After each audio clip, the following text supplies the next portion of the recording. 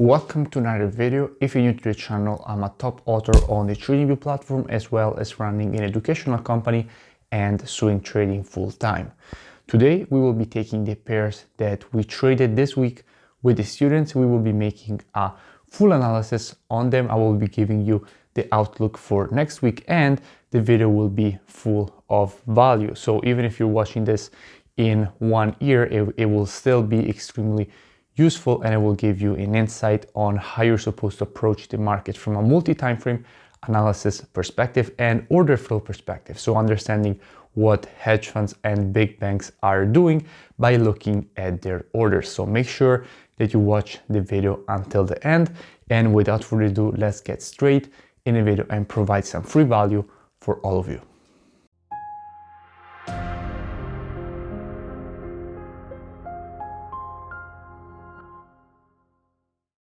Okay, so the first pair that I want to speak about is USDCHF. So let's first see what we had this week from a technical perspective. Now I did a breakdown on USDCHF during the week, also for free for all of you, and I did it on TradingView. And what did we have basically on USDCHF? Now what we had was basically a market that was clearly creating, after this impulse, a clear correction retesting what? Retesting the previous high. And this is a clear pattern in the market. You see the market goes down, then you want to see the W formation, but the market basically fails to make the W formation and stops at the previous high. From here, what do you expect? You expect the market to give you the next impulse to the downside. So clear impulse, correction, and impulse to the downside. Now, what did we have on the USD and on the CHF from a hedge fund positioning perspective? So these are basically the non-commercials for the US dollar index. So basically the positioning of big speculators in the market, aka hedge funds, for the USD. And what did we clearly see basically from a USD perspective is that if you look at their long positioning, what you can clearly see, we went from 40 all the way down to 33. So basically cut in half. Now, if we look at the most recent reports, what we can see is that we went from 31K longs to 23K longs. So basically they closed a big amount of longs, but most importantly, they doubled their shorts. Okay, you can clearly see that we went from 5K shorts to 11K shorts. So more than doubled their short positions. And in fact, if you look at the net positions, we are clearly basically decreasing in value. So clearly net positions decreasing, longs decreasing, shorts increasing, actually more than doubled. Clear indication that USD is supposed to make a push to the downside, and that is exactly what we got this week on USDCHF. But most importantly, the push to the downside was fueled by the CHF strength. Why? Because what you can see is that clearly we went from 37K shorts all the way down to 15K shorts. Okay, so massive shorts closing for the CHF. And if you have shorts closing, if you're closing your short, is nothing else than actually basically triggering a buy order. Now, it's not a real buy order because it's not a position, but you're exiting, especially if your order is huge, then obviously will trigger some strength in the actual currency. And that is why CHF got so strong this week, and that is why we were expecting the push to the downside on USDCHF, and we were actually able to capitalize on it. So basically, what do we have from a daily perspective? We had our clear impulse correction, and we expected the next impulse to the downside. Now, how do we take our target to the downside? Now, if you take your Fibonacci from the high to the low, and I bring back all the values for it, so basically you can see them, where we were targeting. We were targeting the -27. Now, why were we targeting the -27? Now, this red one here is the -27. Let me basically also bring in the levels so you can see them. Now, what you can see is that overall this is the -27. Now, why did I take my Fibonacci from this high to this low? Now, if you want information on a retracement in the market, how will you take your Fibonacci? You will take it from the high to the low to have information on the retracement. But if you want information on the next impulse, what you're supposed to do is take your Fibonacci on the retracement. That is obviously what you're supposed to do. So as you can see, we had our target at the -27, and you can see that that is exactly where the market went and hit. And this is the most accurate way in which you will basically use your Fibonacci, most accurate way ever. You can see that most of the times is actually to the pip, so extremely precise, meaning that that is the way in which institutions are actually using this tool. Now, if you take your Fibonacci from the high to the low, so as we just said, if you want information now on this retracement, we will take our Fibonacci on the impulse. To set our target, we take it on the retracement. We already saw that. Now, what we can clearly see is that the 61.8 is exactly where the market went and rejected. So the golden ratio, and you know how important the golden ratio is in the market. So on the 4-hour time frame, that is obviously, I will not share with you my rules for entry, but basically we took a good short with the students for this push to the downside, and overall targeting the -27 for a clean 1 to 4 risk to reward. Now this trade was taken with half our normal risk per trade because we had one negative confluence factor on it, which was basically the fact that from a weekly perspective, we had this information giving us a negative confluence on the setup. So that is why we decreased our normal risk on the trade. Now, another setup that we took this week was GBPUSD for a long position. If you followed my last video, basically we were looking for the market to make a push to the upside from this region. Now, where was GBPUSD? GBPUSD was around this area. And by the way, I will now go back to USDCHF after this and also give you all the analysis basically for the next week. I didn't forget about it, don't worry. So what we have here on GBPUSD from a daily perspective is clearly the market was retesting this trend line. We already spoke about it in the last video. And we also had this information confirming that obviously we wanted to see the market make a push away from this area. And what we had also more in confirmation basically for this push to the upside was the fact that we already saw it. USD was weak and is weak. We still don't have the new report that will come out today, but basically USD, we already saw it was getting weaker. And if you look and see basically what we had from a GBP perspective, what you can see is that overall in all of that time, GBP has been making a big push to the downside, okay? GBP has just been decreasing and decreasing all the time. And if you go and see what was happening, actually what hedge funds were doing, they were adding longs and closing shorts. So if you see a pair that is going to the downside, a currency that is going to the downside, and they're actually closing their shorts and adding longs, it means that overall, what do you expect? You expect it to make a push to the upside. So that is why we were basically monitoring around this area for the push to the upside.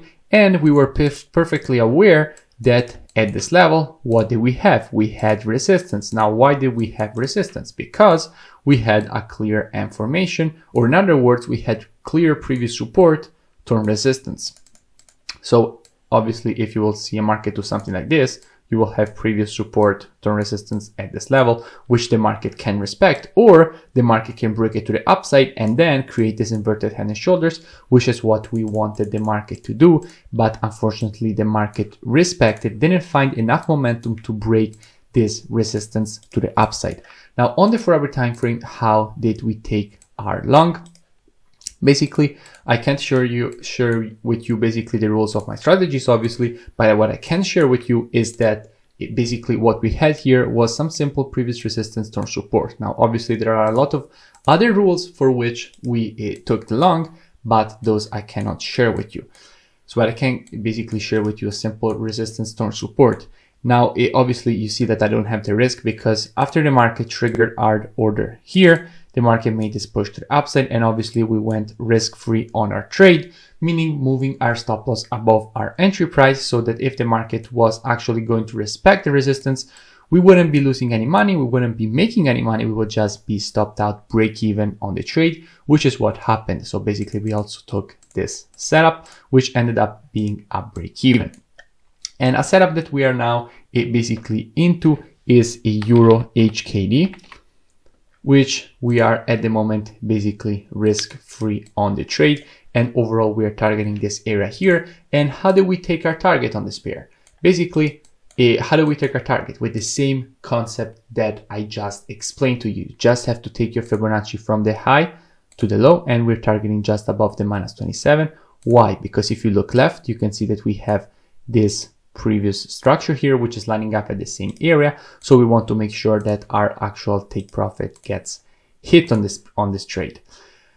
Now, obviously also here, what is the situation if you look at it from a technical perspective? The market clearly created this M formation, and after an M formation made this push to the upside, retesting previous support, now turn resistance, and you expect the next impulse to the downside for the most simple pattern that there is in the market. Clear impulse, correction, and impulse. The market moves in waves, and you will see waves all the time. Impulse, correction, impulse, correction, impulse. It is just like this over and over again. And most of the times you will have 5 waves in the market before the next shift. 1, 2, 3, 4, 5. And then as you can see, the market failed to make another impulse and started a new push to the downside. That is something that you will see happening over and over again as well.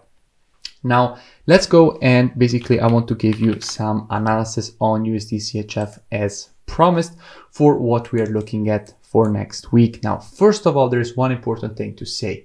The new COT report will come out today, okay? It didn't come out yet, so I can't give you the new numbers basically on what we have from a hedge fund's positioning, which is important. But I can basically speak about the technicals, and then obviously we will see what will happen with the new data.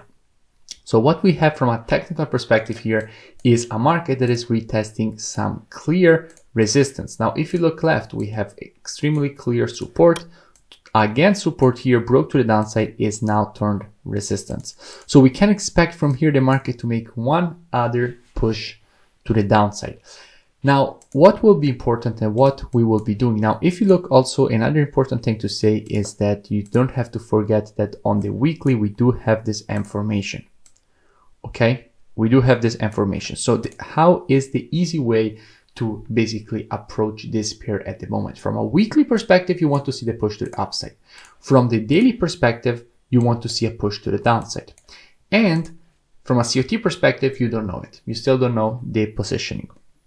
So what are you supposed to be doing? What you're supposed to be doing is pretty simple.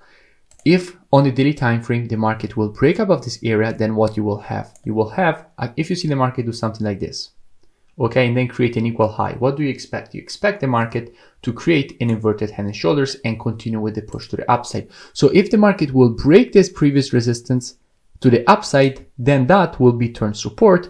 And what you have the possibility to align the daily time frame with what we have from a weekly perspective, okay, which is very, very important.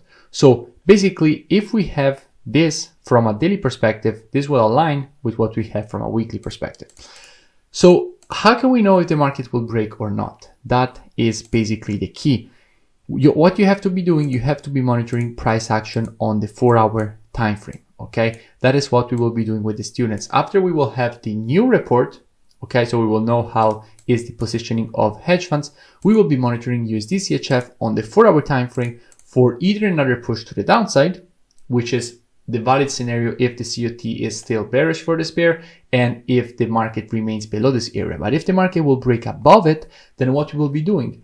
We will be waiting basically for the close above the area, obviously. We will be waiting for the retracement, the daily retracement, and then what we will be doing, we will be looking on the 4-hour time frame for 1-hour valid entries for the push to the upside. And that is something very, very important.